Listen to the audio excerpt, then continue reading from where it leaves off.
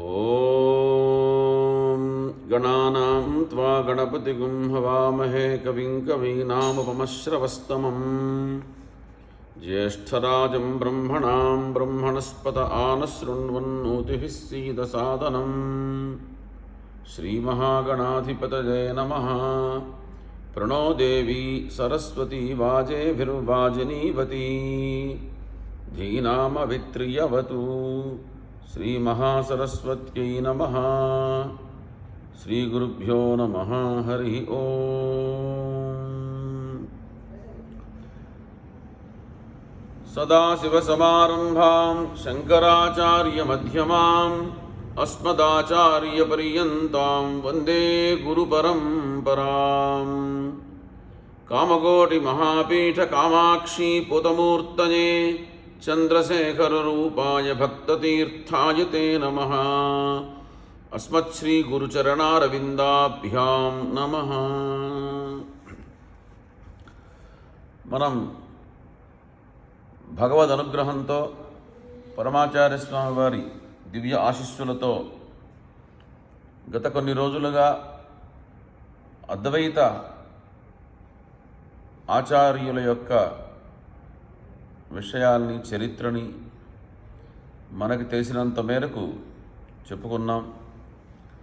గత 4-5 రోజులుగా పరమాచార్యుల యొక్క జీవిత విశేషాలు కొన్ని మాత్రమే చెప్పుకోగలిగాం. నిన్నటి రోజున కాంచీపురానికి ఉన్నటువంటి వైశిష్ట్యం, అక్కడ ఆచార్య స్వాముల యొక్క గొప్పతనం, ఈ విషయాలన్నీ కూడా చెప్పుకున్నాం. నేటి నుంచి పరమాచార్య అమృతవాణి అనే పేరుతో కొన్ని విషయాలని మీ ముందుకు తేవాలని ప్రయత్నం చేస్తున్నాను. పరమాచార్య స్వామి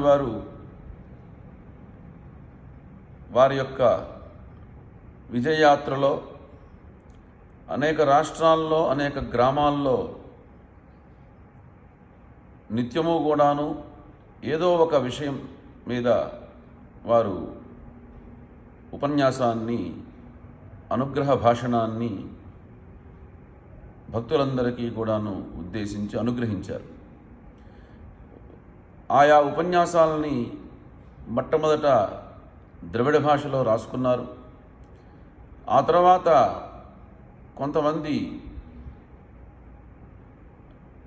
ఆంగ్లేయంలోకి, ఇంగ్లీష్లోకి అనువదించారు. ఆ తర్వాత కొంతమంది భక్తులు తెలుగులో కూడా ఆంధ్ర భాషలోకి చక్కగా అనువదించారు. విశాఖ అనే వారు, నీలంరాజు వెంకటశేషయ్య గారు, అలాగే తెనాలి సాధన గ్రంథ మండలి వారు, ఇటీవల కాలంలో మన చల్లా విశ్వనాథ శాస్త్రి గారు, అలాగే దేవరకొండ శేషగిరిరావు గారు, అనేక మంది మహాత్ములు పరమాచార్య స్వామి వారి మీద భక్తితో, ఆ తాదాత్మ్యతతో అనేక విషయాల్ని తెలుగులో అనువదించారు. వాటిలో నాకు అందినంత వరకు, నాకు తెలిసినంత వరకు మీ అందరికీ తెలియచేయటానికి ఈ చిన్న ప్రయత్నాన్ని ఈ రోజు నుంచి నేను ప్రారంభం చేస్తున్నాను.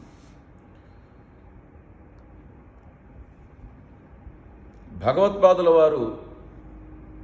ఈ విషయాలన్నీ కూడాను పరమాచార్య స్వామి వారు ఎలా చెప్పారో, దాన్ని ఎలా అనువదించారో దాన్ని మీ దగ్గరికి తేవడానికి ప్రయత్నం చేస్తున్నాను. దీంట్లో నా యొక్క సొంత కవిత్వం కానీ, సొంత భాషణం కానీ ఏమీ లేదు అని వినయంగా నేను తెలియజేయడానికి సంతోషిస్తున్నాను. భగవత్పాదుల జీవుడు బ్రహ్మము ఒక్కటే అని వారి యొక్క గ్రంథాల్లో, అద్వైత సిద్ధాంతాల్లో ఘోషించారు.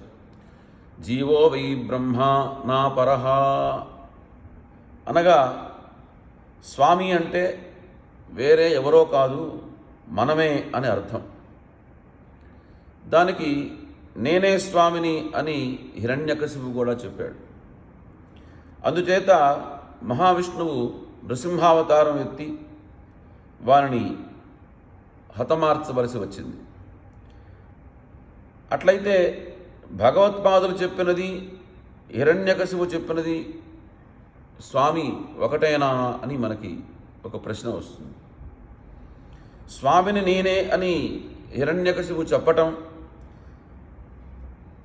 తను తప్పింది వేరే స్వామి లేడని అహంకారంతో కూడినటువంటి వాక్ ఆడంబరం ఏదైతే ఉందో అది తప్పు.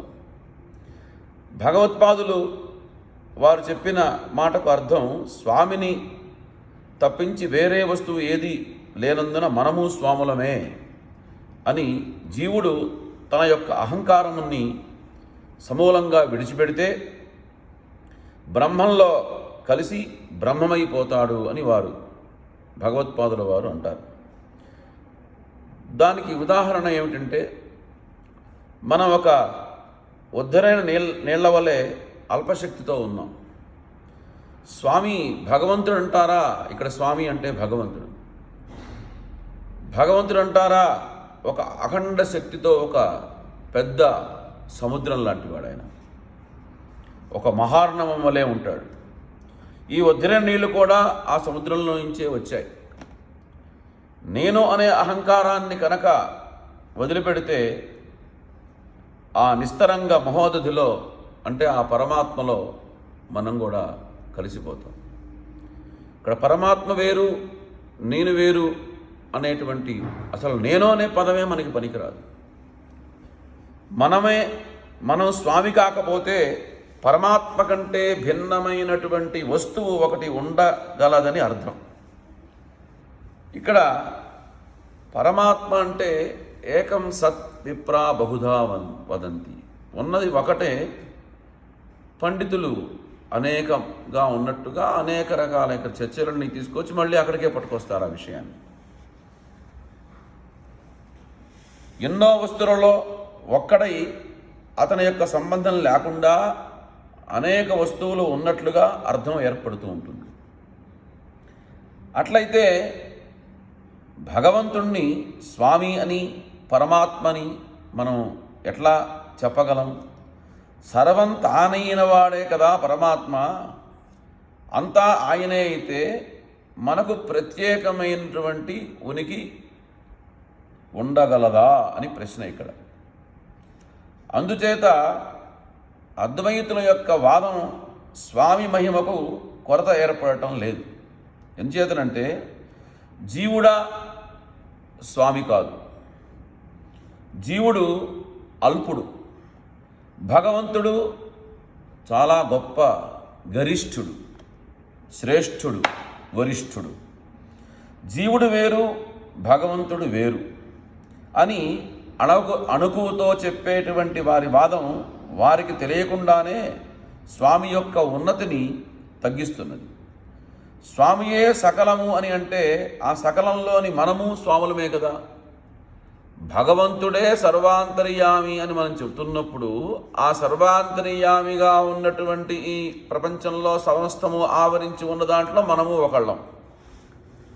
స్వామి సముద్రం వలె ఉన్నాడని అంటే నదీ జలము, అలాగే చెరువు, అలాగే కాలవలో ఉండే నీళ్లు, అలాగే ఒక బావిలో ఉండేటువంటివి, అలాగే ఒక పాత్రలో ఉండే నీళ్లు, అలాగే ఒక ఉద్ధరీళ్ళలో ఉండే నీళ్లు తమ తమ తమ తమ స్థాయిని బట్టి శక్తి కొలది అల్ప పరిమాణాన్ని వహించినట్లుగా భగవంతుడే నానా విధమైనటువంటి జీవ జంతు స్వరూపములలో విలసిల్లుతూ ఉన్నాడు అని ఇక్కడ అర్థం.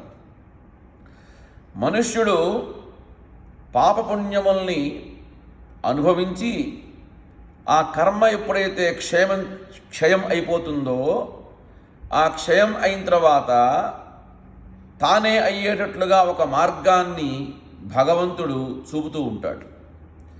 మనస్సు వల్ల పాపపుణ్య ఆచరణ తత్ కర్మ అనుభవం ఏర్పడుతూ ఉంటుంది. మన ఏవ మనుష్యాణం కారణం బంధమోక్షయో అని ప్రతిదానికి మనస్సే అసలు ముందు బయలుదేరుతూ ఉంటుంది.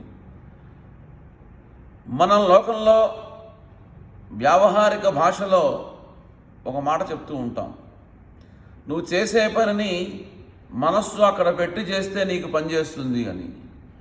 అంటే నీకు తెలియకుండా ఈ ఇంద్రియములు ఏమి చేసినప్పటికీ మనస్సుతో కూడి చేస్తే తద్వారా వచ్చే ఫలితం వేరు.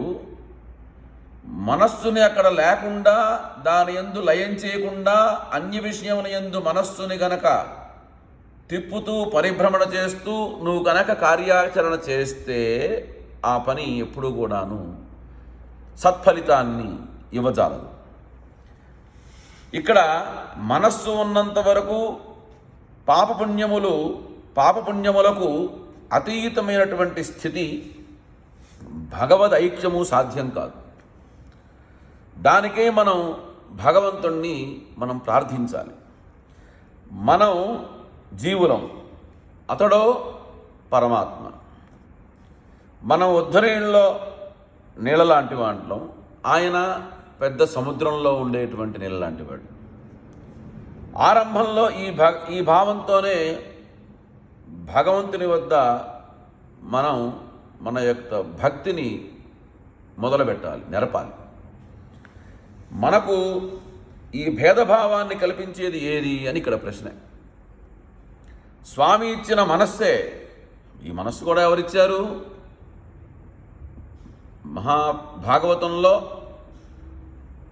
యోంతః ప్రవిశ్య మమ వాచమిమాం ప్రసుప్తాం సంజీవయత్యఖిల శక్తిధరస్వధామ్నా అన్యాంశ్చ హస్త చరణ శ్రవణత్వగాదీన్ ప్రాణాన్నమో భగవతే పురుషాయ తుభ్యం అని చెప్తారు ధ్రువోపాఖ్యానంలో. నేను చేస్తున్నాను, నేను చూస్తున్నాను, నేను వింటున్నాను, నేను కంటున్నాను, నేను తింటున్నాను అని మనం ప్రతిదానికి నేను నేను నేను నేను అంటూ ఉంటాం. ఆ నేను ఎవరు అంటే పరమాత్మే.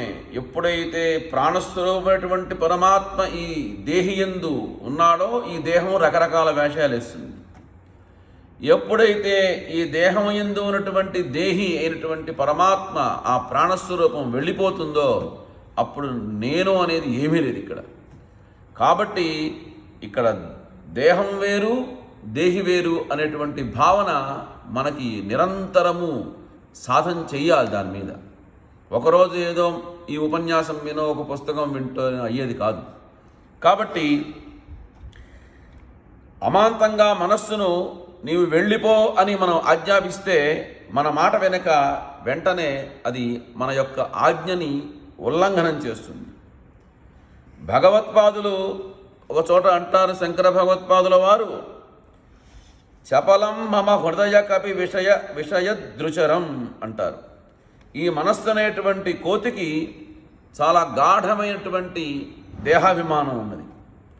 స్వామి దేహాన్ని శరీరాన్ని మనకి ఎందుకు ఇచ్చాడంటే, ఉదాహరణకి శరీరం అనే కుళ్ళిపోయిన పండుతో మనస్సు అనే కోతి ఎప్పుడూ కూడాను సతమతమవుతూ ఉంటుంది. ఉదాహరణకి ఒక కోతి ఉన్నది, దానికి ముందు ఒక కుళ్ళిపోయిన పండు ఇవ్వండి, తిందామా వద్దా, రుచిగా ఉంటుందా ఉండదా అని పరిపర విధాలుగా అది ఆలోచించుకుంటూ దాన్ని వదల్లేక దాన్ని తినలేక అది చాలా సతమతమవుతూ ఉంటుంది. ఎప్పుడైతే మనం ఒక మంచి పండుని తీసుకెళ్ళి ఇచ్చామనుకోండి, అమాంతం ఈ పండుని వదిలేసేసి ఆ మంచి పండుని గ్రహిస్తుంది. ఇప్పుడు దీని ద్వారా మనకి ఏమర్థమవుతుంది? ఈ మనస్సుకి అనేక చెత్త విషయాలన్నీ కూడాను మనం రోజు రోజు తీసుకొచ్చి దాని మీద పడేస్తున్నాం. కాబట్టి ఈ మనస్సు ఈ చెత్త విషయాల్ని వదిలేయలేక అని పట్టుకోలేక సతమతమవుతూ ఉంటుంది. ఎప్పుడైతే మంచి పండు అనేటువంటి విషయాన్ని, భగవద్ విషయాన్ని, భగవత్ తత్వాన్ని, అద్వైత భావనని ఈ మనస్సుకి మనం అందిస్తామో అప్పుడు ఏం చేస్తుంది? ఈ మనస్సు ఈ చెత్త విషయాల్ని వదిలేస్తుంది. కాబట్టి మనకి ఇప్పుడు ఏమర్థమైంది? మనస్సుకి రోజు కూడాను మనం మంచిని ఇస్తూనే ఉండాలి. ఏదో ఒకరోజు ఇస్తే అవ్వదు, అది కోతి కదా, వాళ్ళు తినేస్తుంది, అయిపోతుంది, తెల్లారికి మళ్ళీ దానికి ఆకలేస్తుంది. కాబట్టి ఎప్పుడైతే మనం సద్విషయాల్ని దేహాత్మబుద్ధి తొలగేట్లుగా మనం చూడాలి, అభ్యాస వైరాగ్యములు దేహాత్మబుద్ధి నశించడానికే మనఃపరిపాకం గనక ఏర్పడితే దేహాత్మబుద్ధి పోతుంది. తద్వారా ఈ జీవబ్రహ్మైక్యత మనకి సిద్ధిస్తుంది. అదే అద్వైత స్థితి అని చెప్తారు. ఆ స్థితిలో జీవభావం గనక అంతరించిపోతుందని ఆచార్యుల వారు ప్రత్యేకంగా ఈ శ్లోకం ద్వారా, ఈ సూక్తి ద్వారా మనకు అనుగ్రహించారు. అసలు అద్వైతం అంటే ఏమిటి? అసలు అద్వైతం అద్వైతం అద్వైతం అని మనం చెప్పుకుంటూ ఉన్నాం గత నెల రోజులుగా. అసలు అద్వైతం అంటే ఏమిటి అని ఒక ప్రశ్న ఇక్కడ చాలామందికి ఆ ప్రశ్న ఉదయిస్తుంది. ఈ పదంలో విడిగా తీసి ద్వై అనేటువంటి సంయుక్తాక్షరం దివి ద్వై సంయుక్తాక్షరం ఒకటి ఉన్నది.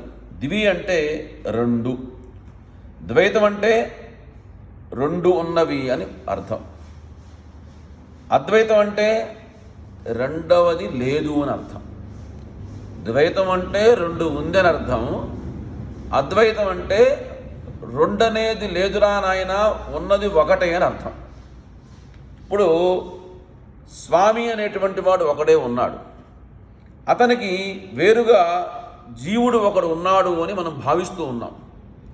ఈ రెండవది లేని స్వామి ఏదైతే ఉందో బ్రహ్మం, ఆయనే సత్యమైనటువంటి వస్తువు.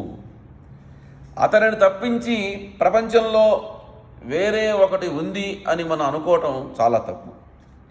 ఆ ఒక్క సత్య వస్తువే ఈ మాయాశక్తి చేత ఇన్ని జీవరాశుల్లాగా మనకు కనబడుతూ ఉంటుంది. ఇదంతా కేవలం వేషమే. ఉదాహరణకి ఎలా చెప్పుకోవాలంటే, ఒక నటుడు ఉన్నాడు, అతడు ఎన్నో రకాలైనటువంటి పాత్రల్ని ధరిస్తూ ఉంటాడు. కానీ మనిషి ఏమో ఒకడే. ఎన్నో రకాల జీవరాశులున్న అంతర్యామిగా ఉన్నటువంటి సత్యవస్తువు ఒకటే, అదే స్వామి. వ్యవహారంలో మనం జీవాత్మ పరమాత్మ అని చెప్పుకున్నా వాస్తవికంగా ఉన్నటువంటి వస్తువు ఒక్కటంటే ఒక్కటే, అదే ఆత్మ. ఈ మాయా పరిధి అంతరిస్తే నిత్య శుద్ధ బుద్ధ స్వరూపమే అయిపోతాం మనందరం కూడాను. ఈ విషయాన్నే సూక్ష్మంగా భగవత్పాదుల వారు అందించినటువంటి అపూర్వ అద్వైత తత్వం ఇదే. ఈ అనుభవం కనుక మనకి సిద్ధిస్తే మనకి కామం కానీ, క్రోధం కానీ, భయం కానీ, దుఃఖం కానీ ఇవి ఏమీ కూడాను మనల్ని ఎట్టి పరిస్థితుల్లో బాధించు. మనల్ని తప్పించి వేరే వస్తువో వేరే వ్యక్తియో ఉంటే భయం, ద్వితీయాద్వై భయం భవతి అని శృతి. కాబట్టి ద్వంద్వములు కనుక ఉన్నాయి అంటే మనం ఒత్తిడికి పాలవుతాం. కాబట్టి రెండో వస్తువు అనేదే లేనప్పుడు అసలు బంధం అనేదే లేదు. కాబట్టి ఇట్లా మనం పరిశీలించి చూచినట్లయితే ద్వైతరాహిత్యం అంటే రెండు లేనటువంటి విషయం ఏది ఉందో దాన్నే మోక్షము అని మనం తెలుసుకుంటాం. ఈ మోక్షం అనేది సహజంగా మనం అనుకుంటాం పైలోకాల్లో ఎక్కడో ఉందనో, కాశీలో ఉందనో, కైలాసంలో ఉందనో, అక్కడికి వెళ్తే ఏదో మనకి వస్తుందనో మనం చాలా భ్రమపడుతూ ఉంటాం. కానీ మోక్షం అనేది ఇక్కడే ప్రయత్నం చేస్తే ఇప్పుడే దాన్ని మనం అనుభవించగలుగుతాం. కాబట్టి ఈ మోక్షం కొత్తగా ఏదో ఆకాశంలో నుంచి ప్రయత్నం చేస్తే వచ్చి ఊడిపడుతుంది అని మనం అనుకోవటం ఉంది చూసారా, అది చాలా తప్పు. కాబట్టి బంధరహితం ఏదైతే ఉందో అదే సత్యం, అదే మోక్షం. సర్వగతమైనటువంటి ఆకాశమును ఒక కుండలో కనుక చూచినప్పుడు దాన్ని ఘటాకాశం అంటారు. ఘటమునకు వెలుపల ఉన్న దానిని మహాకాశమని ఎట్లా మనం వ్యవహరిస్తూ ఉంటామో, మాయా పరిమితులైనటువంటి జీవుణ్ణి త్యజిస్తే ఉన్నదంతా ఒకటే ఒక అఖండ బ్రహ్మానందం, బ్రహ్మస్వరూపం. దాన్ని మనం అనుభవంలోకి మన యొక్క అనుభవంలోకి తెచ్చుకోవటానికి నిరంతరం సాధన చేయాలి. కాబట్టి ఆ అనుభవ సిద్ధికే కర్మ, అట్లాగే అభిషేకాలు, పూజలు, దానాలు, ధర్మాలు, ఉపాసన ఇవన్నీ ఏర్పడ్డాయి. ఇవన్నీ చేస్తున్నప్పుడు మనం సహజంగా లోకంలో మన యొక్క భావన ఏంటంటే, ఒక 10 రూపాయలు పెట్టి ఒక కొబ్బరికాయ దేవుడికి కనుక కొడితే తద్వారా మనం దేవుడి దగ్గరికి వెళ్ళి చాలా ప్రార్థనలు లభిస్తాం. నా వ్యాపారం బాగుండాలి, నేను బాగుండాలి, నా పిల్లలు బాగుండాలి, నా వాళ్ళు బాగుండాలి అని. అసలు నేనే లేదు. ఎటువంటి కర్మ ద్వారా వచ్చేటువంటి ఎటువంటి ఫలితాన్నైనా కర్మణ్యేవాధికారస్తే మా ఫలేషు కదాచన. మనం కర్మని ఆచరించాలి. ఒక దానం చెయ్యి, ఒక పూజ చెయ్యి, ఒక స్తోత్రం చెయ్యి, ఇదంతా కూడాను మనం ఆచరించాలి తప్ప దాని ద్వారా వచ్చేటువంటి ఫలితం నాకు కావాలి అని ఎవరైతే కోరుకుంటారో మళ్ళీ దానివల్ల మనకి బంధాలు ఏర్పడతాయి. కాబట్టి ఎప్పుడూ కూడాను కర్మ అనేటువంటిది ఒక ఈశ్వరార్పణ భావనతో మనం చెయ్యాలి.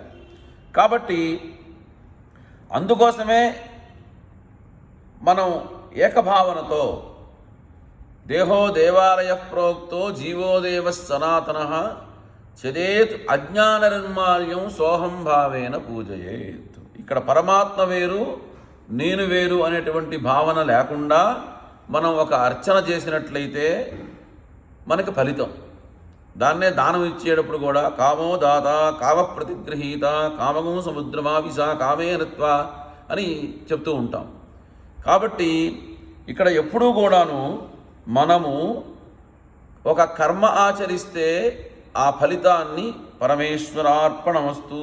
అందుకోసమే మన మహర్షులు మన పూజా కార్యక్రమాలు చేసుకునేటప్పుడు మొట్టమొదట పరమేశ్వరముద్దిశ్య పరమేశ్వర ప్రీత్యర్థం అని సంకల్పం చెప్పుకొని చివరికి పూజ అంతా అయిపోయిన తర్వాత అన్ని నీళ్లు, అక్షతలు, పుష్పాలు తీసుకొని యత్ఫలం పరమేశ్వరార్పణమస్తు అని ఈశ్వరార్పణ బుద్ధితో మనం కర్మని ఆచరించాలి. అలా కనుక ఆచరించినట్లయితే మనకి ఆ భగవద్ అనుగ్రహంతో ఆ పరబ్రహ్మ తత్వం, ఆ అద్వైతం అనేటువంటిది మనకి తెలవటానికి అవకాశం ఉంటుంది. కాబట్టి మనం ప్రస్తుత పరిస్థితుల్లో ఎన్నో చూస్తున్నాం. మనం ఏది మనతో తీసుకెళ్లే పరిస్థితి లేదు. కాబట్టి ఒకటే ఒక సత్య వస్తువు ఉన్నది, అదే పరబ్రహ్మ స్వరూపం. దాన్ని మీరు విష్ణువు అనండి, శక్తి అనండి, శివుడనండి, మరొకటనండి. ఆ సత్య వస్తువు యొక్క అన్వేషణ చేసుకొని తద్వారా ఆ సత్యాన్ని మనం పొంది మనం శాశ్వతమైనటువంటి ఆనందాన్ని మనం పొందాలి. అటువంటి దివ్యానుగ్రహం గురువులు మనకు అనుగ్రహించాలి అని ప్రార్థిస్తూ సర్వం శ్రీ గురుపరదేవతార్పణమస్తు.